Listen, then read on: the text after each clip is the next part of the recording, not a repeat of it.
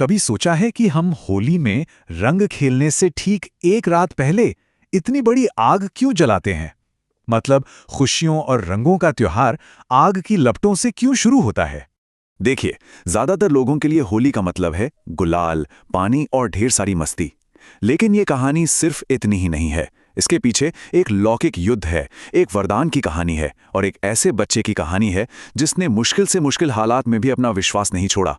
तो चलिए आज हजारों साल पीछे चलते हैं और होली के असली मतलब को समझते हैं। बहुत बहुत समय पहले की बात है। एक असुर राजा था जिसका नाम था हिरण्यकशिपु। वो सिर्फ ताकतवर नहीं था, बल्कि उसकी इच्छाएं, उसकी महत्वाकांक्षाएं बहुत बड़ी थीं और उसकी बस एक ही जिद थी, अमर होना। इस इच्छा को पूरा करने के लिए उसने इतनी कठोर तपस्या की, इतनी ज्यादा कि सृष्टि के रचयिता भगवान ब्रह्मा को खुद उसके सामने आना पड़ा। हिरण्यकशिपु ने सीधे सीधे अमरता का वरदान मांगा। ब्रह्मा जी ने कहा, नहीं, ये तो सृष्टि के नियम के खिलाफ है। तो राजा ने अपना दिमाग लगाया। उसने एक ऐसा वरदान मांगा जो एक अभेद्य किले जैसा था। उसे लगा कि उसने मौत को ही मात देती है। उसने कहा, मेरी मृत्यु न किसी इंसान के हाथों हो, न किसी जानवर के, न घर के अंदर और न ही घर के बाहर, न दिन में हो न रात में, न जमीन पर हो और न आसमान में, और आखिर में किसी भी हथियार से ना हो। अब सोचिए, जब किसी को ऐसी शक्ति मिल जाए तो क्या होगा?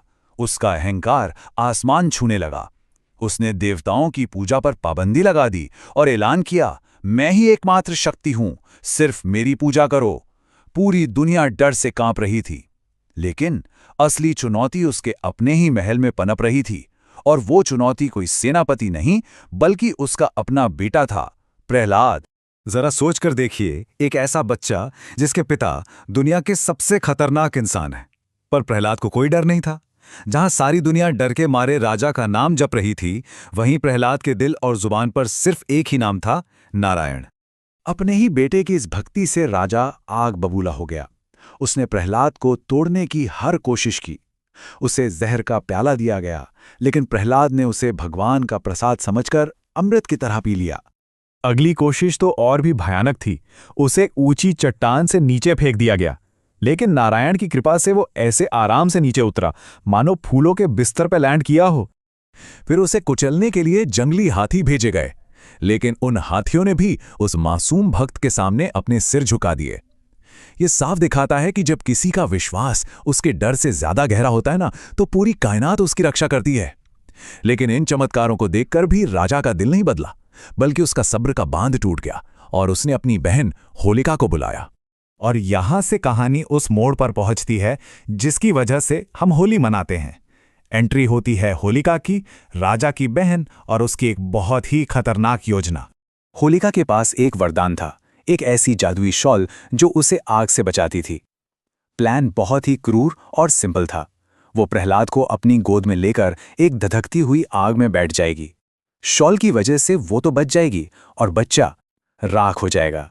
जैसे ही आग की लपटें आसमान की ओर उठीं, पूरा राज्य सांस रोके देख रहा था।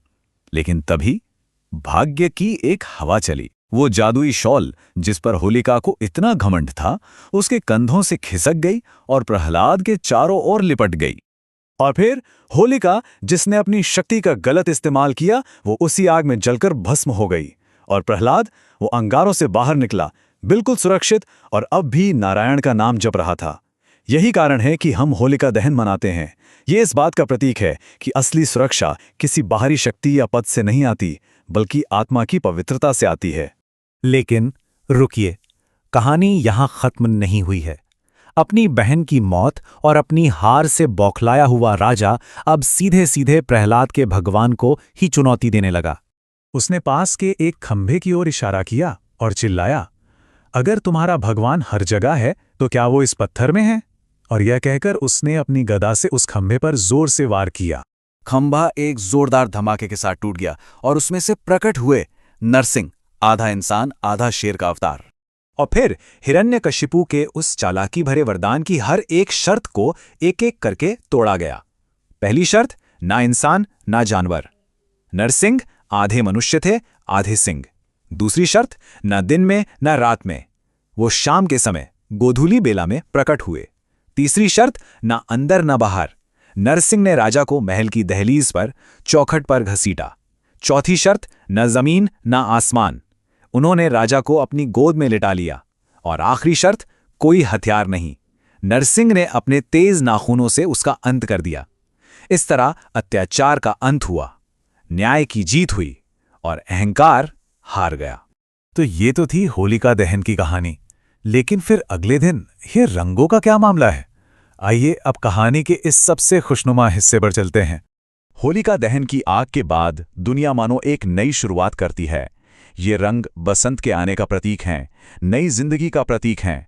वृंदावन में भगवान कृष्ण ने राधा और गोपियों पर रंग डालकर इस परंपरा की शुरुआत की थी। ये उनका तरीका था ये कहने का कि प्रेम और आनंद की नज़र में हम सब बराबर हैं। जब कोई गुलाल से ढका होता है तो उसकी पहचान, उसका पद, सब कुछ छिप जाता है।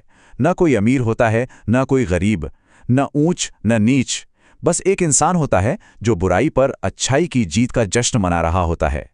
तो इस साल जब आप होलिका की आग के पास खड़े हों तो एक पल के लिए खुद से पूछेगा, मेरे अंदर ऐसा क्या है जिसे इस आग में जलने की जरूरत है? क्या वो मेरा अहंकार है, मेरा गुस्सा, या मेरे पुराने पूर्वाग्रह? और जब आप रंगों से खेलें तो याद रखिएगा, ये सिर्फ पाउडर नहीं है, ये अंधेरे पर रोशनी की और शक पर विश्वास की जीत है। होली मुबारक।